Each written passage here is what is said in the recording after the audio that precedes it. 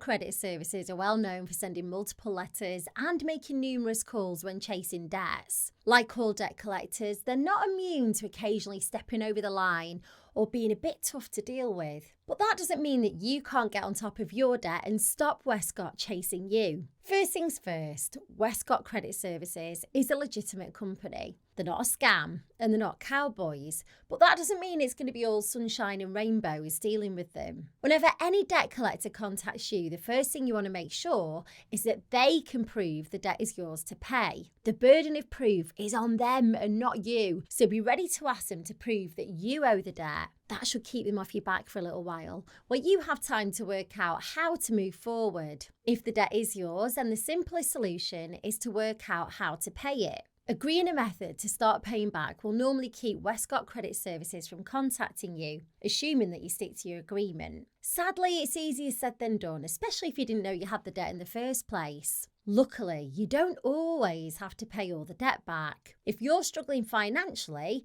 then there are options out there that could help. While these solutions aren't all suitable for everyone, you might find that one or two could work well for you. I'll run through them quickly here. First up, debt management plans. They're an informal agreement that you make with the creditors to pay back your debts at a lower, more affordable rate. Normally that means paying less each month but over a longer time frame. The catch is that you can't include all your debts in a debt management plan. Credit card debt, personal loans and an overdraft can all go in, but court fines and mortgage arrears sadly can't be part of it. Next is debt relief orders. They freeze the debt payments for a full year, and then if your situation hasn't changed after 12 months, the debt's written off and you make no payments towards a debt in 12 months and interest isn't added.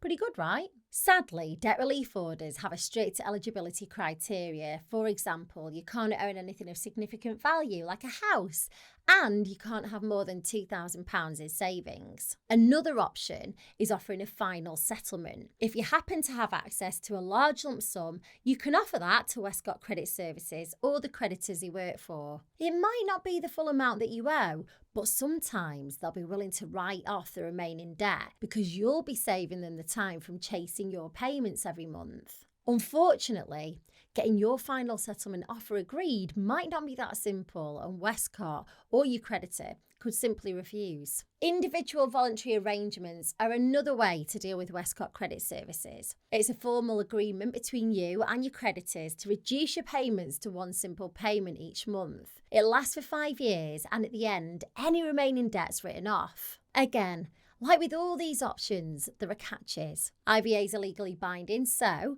you'll need to keep up with the terms that you agree to. Otherwise, you could be back to square one with Wescot. But all the time it's in place, you shouldn't hear from Wescot Credit Services. Bankruptcy is probably the most famous option. You may already know, but with bankruptcy, all your assets are reviewed and some may be sold off to pay back your debt. After a year, any remaining debt will be written off. Unlike with an IVA during your year of bankruptcy, you shouldn't hear from Wescot Credit Services. Of course, bankruptcies have obvious downsides, mainly that some of your belongings have to be sold to pay for your debt and your credit score will become very low. Paying back your debts, whether in full or using a method that I mentioned earlier, will ensure that you keep Wescot at bay. Unfortunately, you can't just ignore them. They're likely to be persistent, which could make matters a lot worse. Wescot Credit Services can take court action against you if you ignore the letters. This could lead to a county court judgment, which will have a really negative impact on your credit rating, making it tough to get credit cards, loans and mortgages.